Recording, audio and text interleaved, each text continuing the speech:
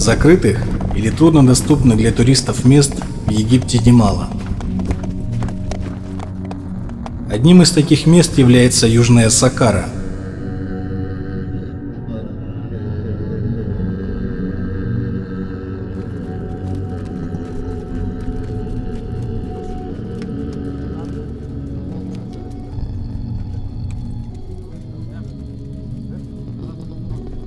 Этот район находится между основным комплексом Саккары и расположенным южнее Дашуром.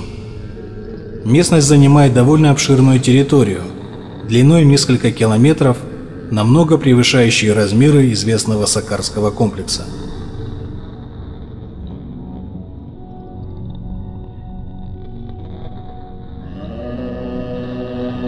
Здесь располагается несколько групп древних пирамид. Ближе к северной Саккаре находятся пирамиды Джеткара, Пепи I и Меренра.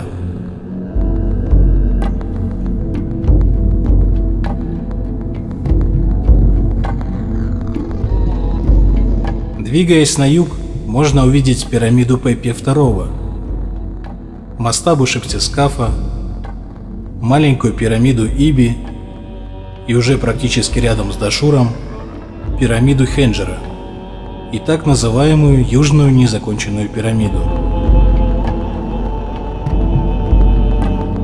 Официальная история приписывает их создание в основном фараонам династии Древнего Царства, но некоторые из них приписаны к Среднему Царству.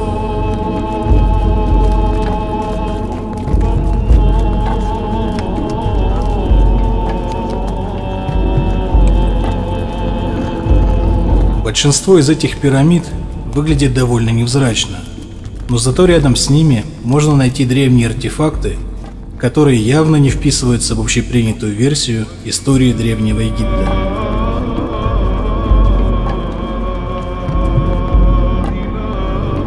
На 3,5 километра южнее знаменитой ступенчатой пирамиды Джосера находится прямоугольное сооружение, с древних времен называемое арабами мастабой фараона.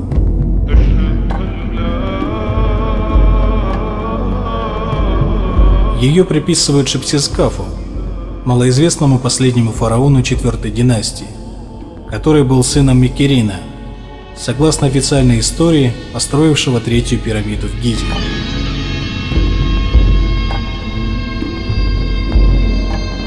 И вопрос, который сразу же возникает при виде этого сооружения: почему же фараон, наследник таких знаменитых правителей, как Хеопс, Хефрен или Микерин, строивших пирамиды, которыми мы сейчас восхищаемся, вдруг решил традиции изменить и начал строить так называемую мастабу?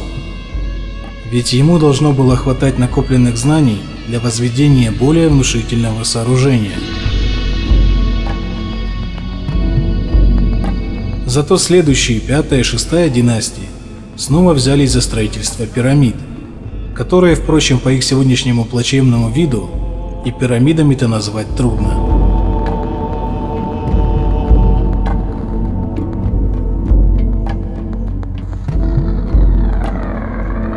Мастабу фараона изучали такие известные египтологи, как Джон Перринг, Карл Рихард Лепсиус, Агюст Мариет и Гюстав Жекье, который приписал пирамиду фараону Шептескафу.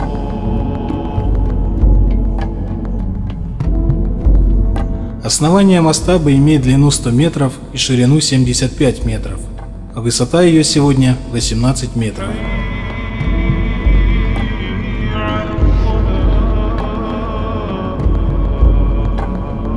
Мастаба состоит из 10 рядов известняковых мегалитов, сильно пострадавших от эрозии, чем-то напоминающих блоки припирамидного храма возле второй пирамиды в Гизе, что создает ощущение глубокой древности сооружения.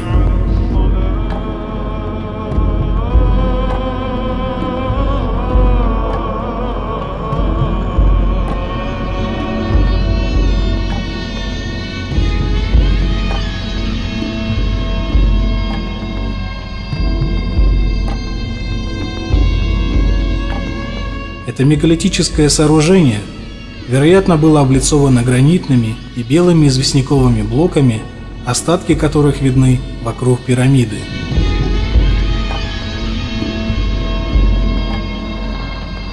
Была ли мастаба закончена, сегодня судить трудно.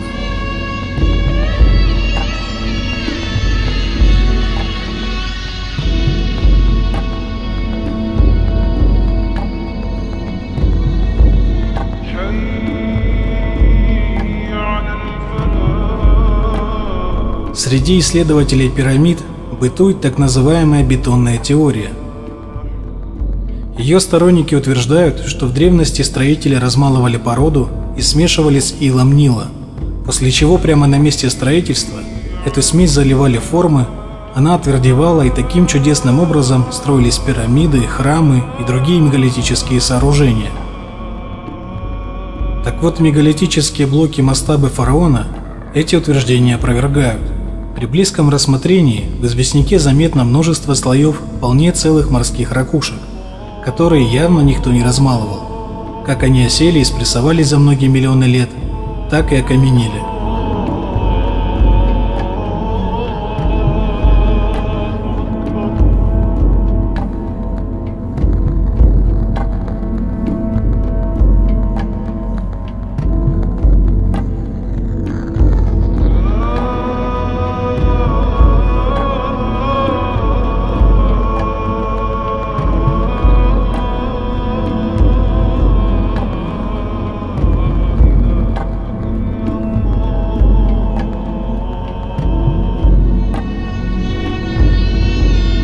Вход в мастабу, как и у большинства пирамид, расположен с северной стороны.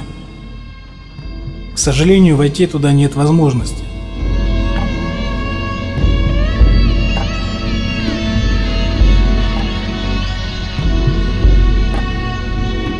Но по внешним размерам можно судить, что он такой же, как и у других подобных сооружений – метр на метр.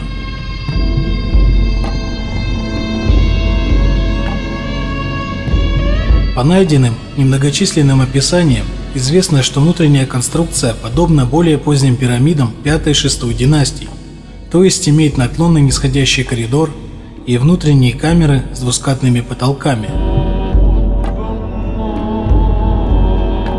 Но есть одна очень интересная отличительная черта – коридоры и помещения мастабы сложены из гранита. В других пирамидах гранит использовали только для каких-то определенных помещений или коридоров, но не целиком.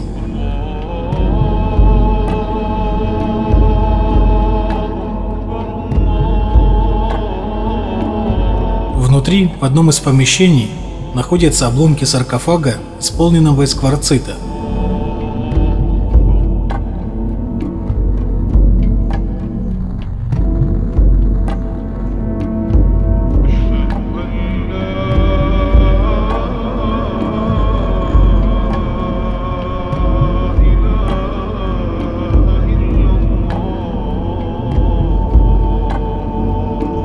Немного севернее мастабы расположен комплекс с разбросанными многочисленными элементами конструкций и остатками пирамиды.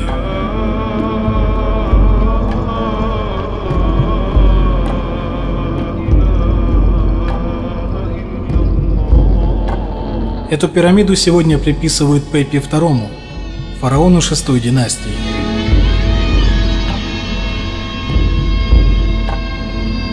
Кладка пирамиды очень невзрачная. Простая примитивная кладка на глиняном растворе.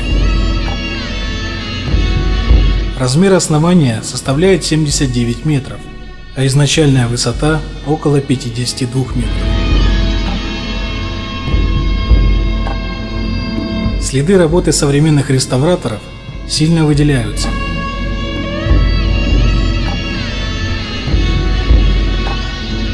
Сама пирамида очень похожа на пирамиды Тетти, Пепи I и Джеткара.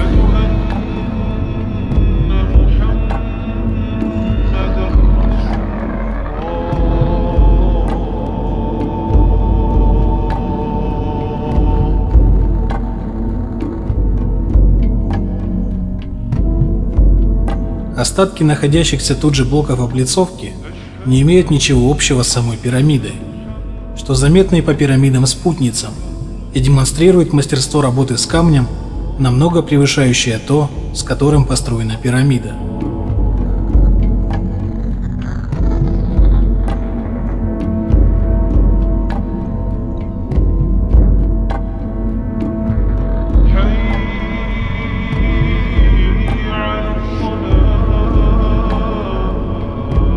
Блоки облицовки изготовлены из белого известняка, тщательно обработаны и плотно подогнаны друг к другу.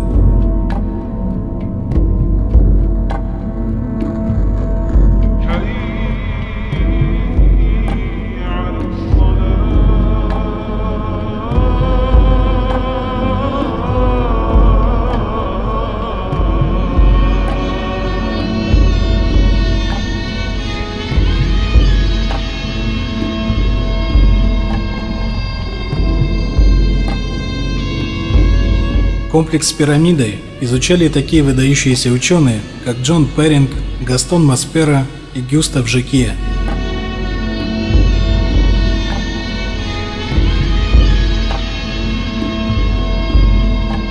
Вход в пирамиду располагался с северной стороны, но, к сожалению, он уже давно занесен песком и завален камнями. По найденным планам и фотографиям, внутри абсолютно идентичная пирамиде Уноса или Тети планировка и мегалитическое ядро. Двускатный потолок из больших блоков, подобный же саркофаг и, как и в этих пирамидах, многочисленные надписи на стенах. По многим источникам известно, что так называемые тексты пирамид находили только в нескольких из более чем 100 известных пирамид Египта. В пирамидах Уноса, Тети, Пепи I, Меренра и Пепи II, и все они находятся в Саккаре. Тексты пирамид, как принято считать, это древнейшие египетские религиозные и ритуальные произведения, которые, возможно, являются копиями текстов еще более древнего происхождения.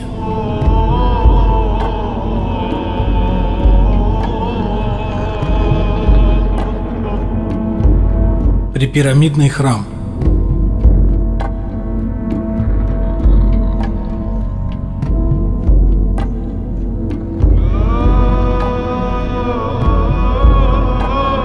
Храм претерпел множество реставраций, возможно, не только современных, но и также и древних.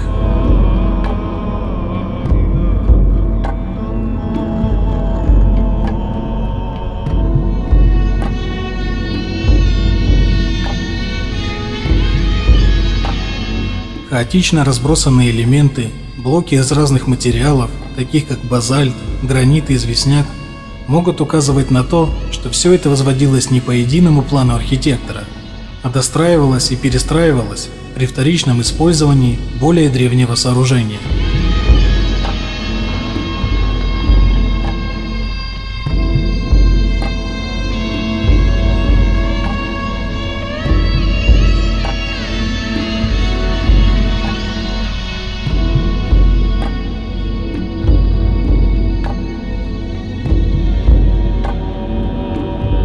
В комплексе можно увидеть несколько гранитных ворот.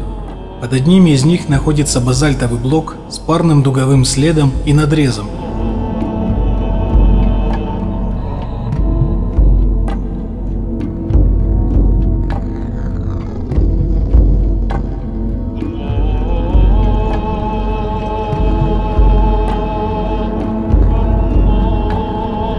В некоторых гранитных воротах заметны следы сверлений и других вырезов.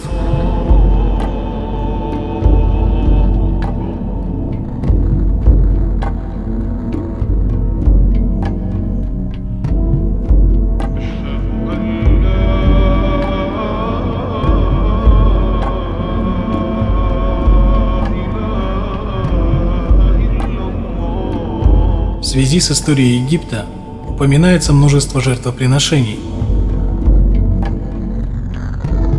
Но могли ли эти желоба в полу служить для стока крови жертвенных животных, или все же они были водостоками?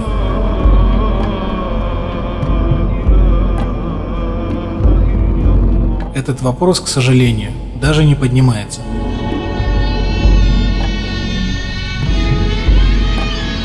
Среди остатков одной из пирамид-спутниц находится, возможно, один из самых интересных предметов для дискуссий.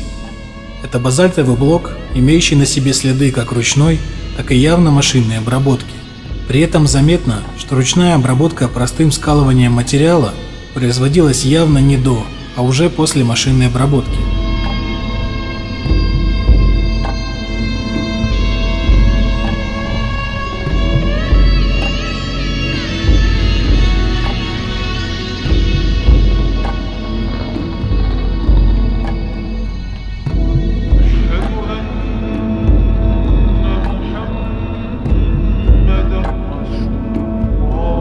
Двигаясь дальше на север, подходим к сторожевой пирамиде, как ее называют сегодня местные.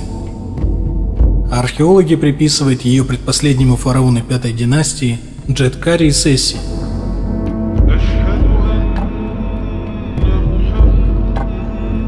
Пирамида находится на 2 километра южнее ступенчатой пирамиды Джосера. Длина сторон основания 79 метров. Наклон граней составляет 52 градуса, который определяется по остаткам нижних рядов облицовки. К сожалению, из-за разрушения от изначальных 52 метров высоты на сегодня осталось лишь 25.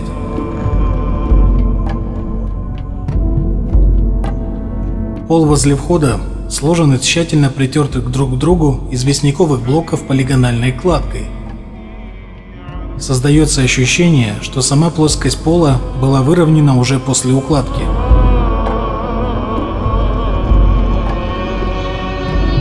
Вход в пирамиду обложен гранитными блоками и находится с северной стороны. Попасть внутрь пирамиды нет возможности.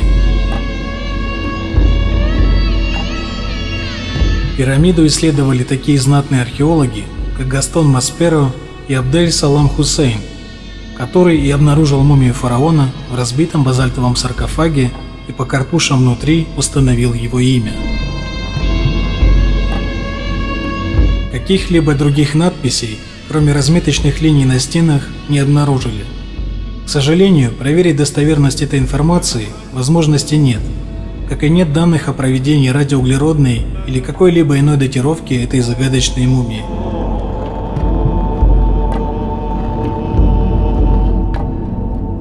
Пирамида по внутренней структуре и внешнему виду мало чем отличается от пирамиды Уноса, Пепи I или Пепи II, тоже мощное мегалитическое ядро и груда щебенки сверху.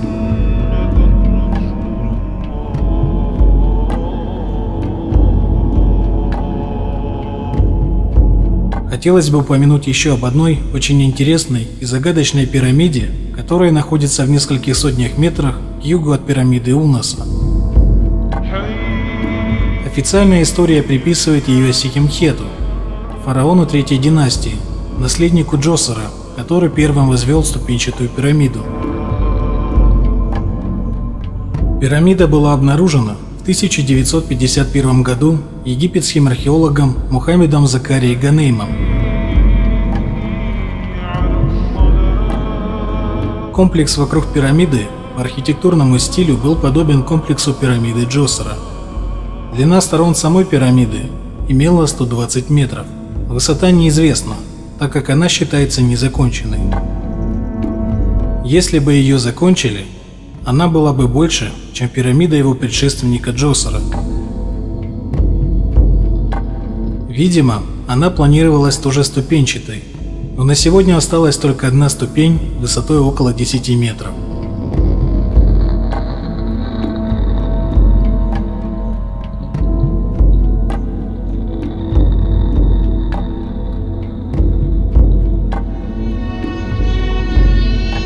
Вход в пирамиду прорублен в скальном основании ниже уровня земли и расположен с северной стороны.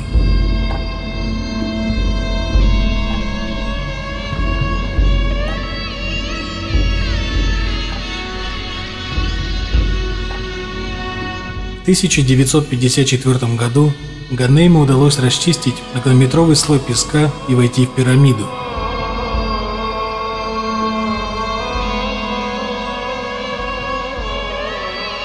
Все указывало на то, что в пирамиду прежде никто не входил. Двери были запечатаны, а проникая дальше, археологи находили золотые украшения.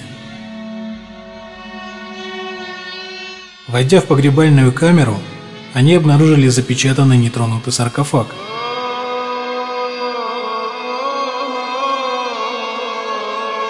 Саркофаг был изготовлен из цельного блока полупрозрачного алебастра.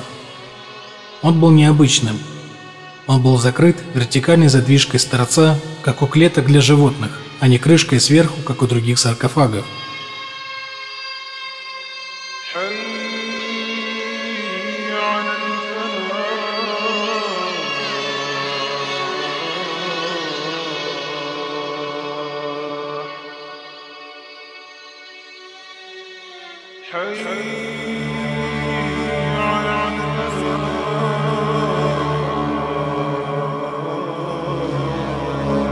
На церемонии открытия задвижки саркофага была приглашена целая делегация исследователей, журналистов и чиновников. С волнением все ожидали, что сейчас увидят сохранившуюся мумию фараона. Но саркофаг оказался пустым. Ганейм растерялся. Объяснения он так и не нашел. Несколько лет спустя этот замечательный археолог покончил с собой, а вскоре после него и его помощник. Исследования были приостановлены, а вход закрыт железной дверью и со временем занесен песком.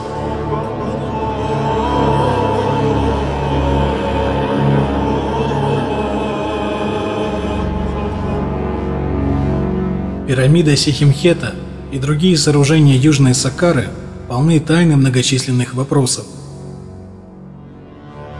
Для всех этих сооружений характерен практически единый архитектурный шаблон, независимо от того, пирамида это или мастаба, а также от того, к какой династии их официально относят.